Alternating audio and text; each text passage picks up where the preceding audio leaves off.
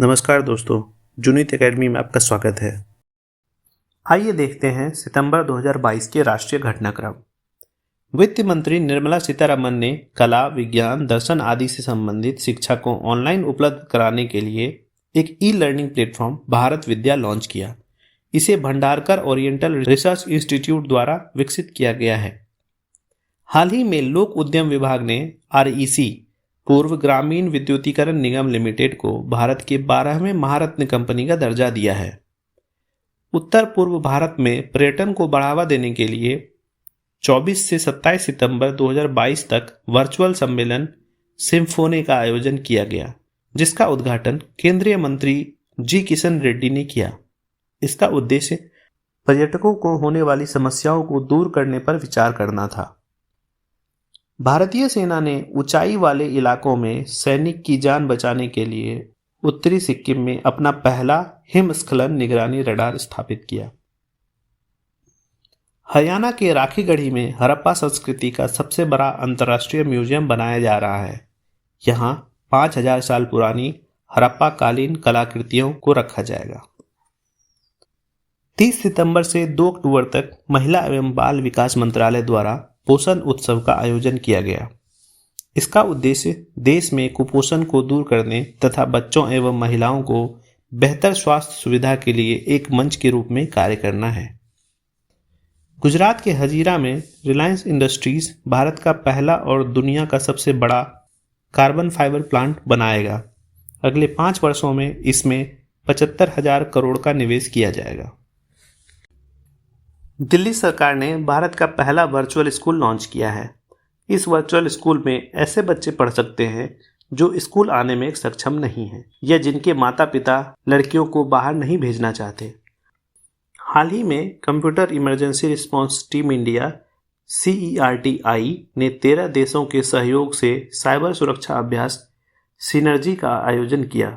इसका उद्देश्य साइबर हमलों से निपटने के लिए बेहतर रणनीति बनाना था। HDFC बैंक ने गुजरात में बैंक्स ऑन व्हील वैन की शुरुआत की। यह वैन बिना बैंक वाले गांवों में बैंकिंग सेवा उपलब्ध कराएगी। बिहार के मुख्यमंत्री नीतीश कुमार ने गया में फल्गु नदी पर भारत का पहला सबसे बड़ा रबर डैम का उद्घाटन किया। यह डैम 411 मीटर लंबा, 3 मीटर ऊंचा तथा 400 मीटर चौड़ा है। मेघालय सरकार ने निवासी सुरक्षा और सुरक्षा अधिनियम का ऑनलाइन पोर्टल लॉन्च किया है। यह पोर्टल निवासियों के सुरक्षा हेतु ऑनलाइन डेटा से खुफिया जानकारी एकत्रित करेगा। गुजरात सरकार ने फिल्म उद्योग को बढ़ावा देने के लिए राज्य की पहली सिनेमा पर्यटन नीति 2022 की शुरुआत की है। इसका उद्देश्य राज्य में निवेश लाना, इंफ्रास्ट्रक्चर का विकास करना तथा युवाओं के लिए रोजगार के अवसर मुहैया कराना है। टाटा ग्रुप के स्वामित्व वाली कंपनी एयर इंडिया ने अगले 5 वर्षों के लिए विहान AI नामक योजना तैयार की है। इसका उद्देश्य घरेलू बाजार में कंपनी की हिस्सेदारी को 30% तक लाना है। केंद्रीय जल शक्ति मंत्री गजेंद्र सिंह शेखावत ने अंडमान निकोबार को भारत का पहला स्वच्छ सुजल प्रदेश घोषित किया। अंडमान निकोबार के सभी गांवों को हर घर जल का प्रमाणीकरण प्राप्त है तथा यह ODF प्लस के रूप में भी मान्यता प्राप्त है। केंद्रीय शिक्षा मंत्री धर्मेंद्र प्रधान ने कक्षा 8वीं से 12वीं के छात्रों के लिए रामकृष्ण मिशन के जागृति की शुरुआत की। इसका उद्देश्य नई शिक्षा नीति के तहत छात्रों में मूल्य आधारित शिक्षा पर जोर देना है। इलेक्ट्रॉनिक्स एवं सूचना प्रौद्योगिकी राज्य मंत्री राजीव चंद्रशेखर ने आंध्र प्रदेश में भारत की पहली लिथियम आयन सेल निर्माण फैक्ट्री का उद्घाटन किया। इस संयंत्र की क्षमता 270 मेगावाट है, जो प्रतिदिन 20,000 सेल का उत्पादन कर सकता है। नई दिल्ली में विश्व पर्यटन दिवस के अवसर पर उत्तराखंड को best adventure tourism destination award से सम्मानित किया गया। उत्तराखंड हमेशा अपने प्राकृतिक सौंदर्य के लिए पर्यटकों का आकर्षक रहा है। प्रधानमंत्री नरेंद्र मोदी ने केरल कोच्चि में भारतीय नौसेना के लिए नए राष्ट्रीय ध्वज का अनावरण किया, जो छत्रपति महाराज शिवाजी की मोहर से प्रेरित है। इस ध्वज को निशान नाम दिया गया है। ब्लू एनर्जी मोटर्स ने पुणे में भारत का पहला तरल प्राकृतिक गैस ईंधन वाला ग्रीन ट्रक लॉन्च किया। इसका उद्घाटन केंद्रीय मंत्री नितिन गडकरी ने किया।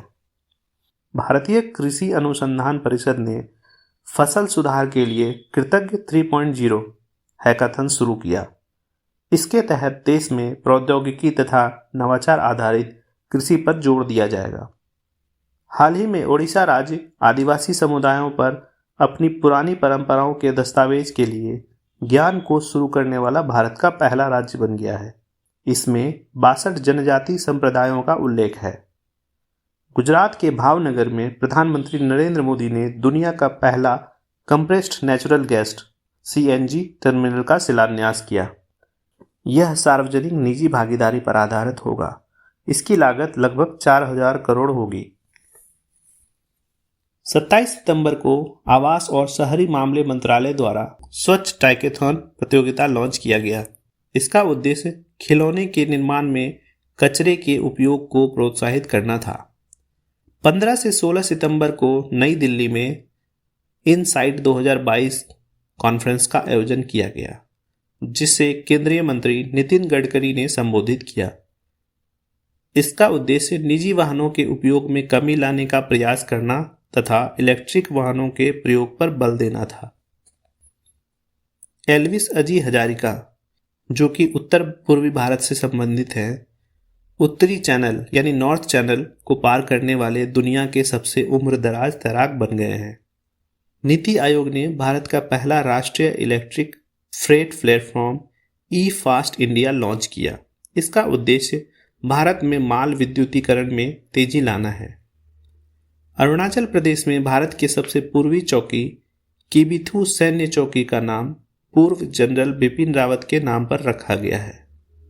भारत में अंगदान को बढ़ावा देने के लिए वर्चुअली रूप से स्वस्थ सबल भारत सम्मेलन का आयोजन किया गया, जिसे केंद्रीय मंत्री मनसुख मंडाविया ने संबोधित किया। इसके तहत अंगदान के लिए जन भागीदारी को बढ़ाने पर बल दिया गया। केंद्रीय आवास एवं शहरी मामले मंत्रालय द्वारा राष्ट्रपति भवन से इंडिया गेट तक जाने वाले मार्ग राजपथ का नाम बदलकर कर्तव्य पथ रखने का प्रस्ताव दिया गया।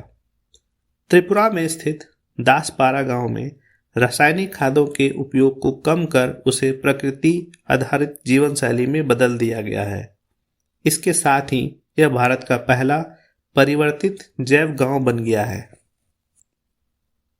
सड़क परिवहन एवं राजमार्ग मंत्रालय द्वारा बेंगलुरु में 2 दिवसीय राष्ट्रीय सम्मेलन मंथन का आयोजन किया गया, जिसका उद्घाटन केंद्रीय मंत्री नितिन गडकरी ने किया। इसका उद्देश्य परिवहन प्रणाली को बेहतर करके देश की अर्थव्यवस्था के विकास पर विचार विमर्श करना है। 10 से 11 सितंबर को अहमदाबाद के साइंस सिटी में केंद्र राज्य विज्ञान सम्मेलन का आयोजन किया गया, जिसका उद्घाटन प्रधानमंत्री नरेंद्र मोदी ने किया।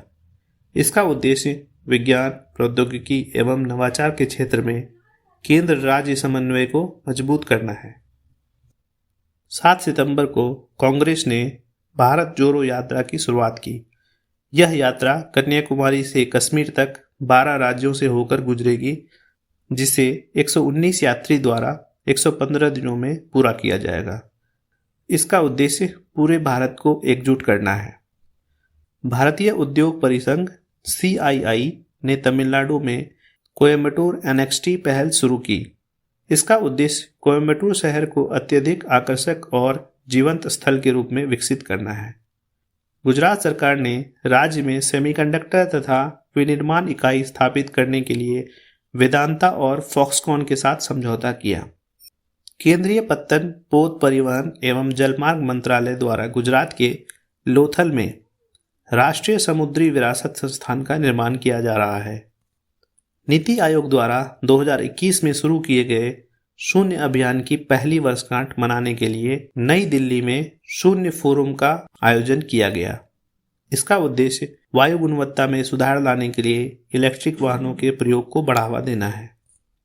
HDFC बैंक NESL के सहयोग से इलेक्ट्रिक बैंक गारंटी जारी करने वाला भारत का पहला बैंक बन गया है। इससे ग्राहकों के समय की बचत होगी तथा सुरक्षा की अधिक गारंटी होगी।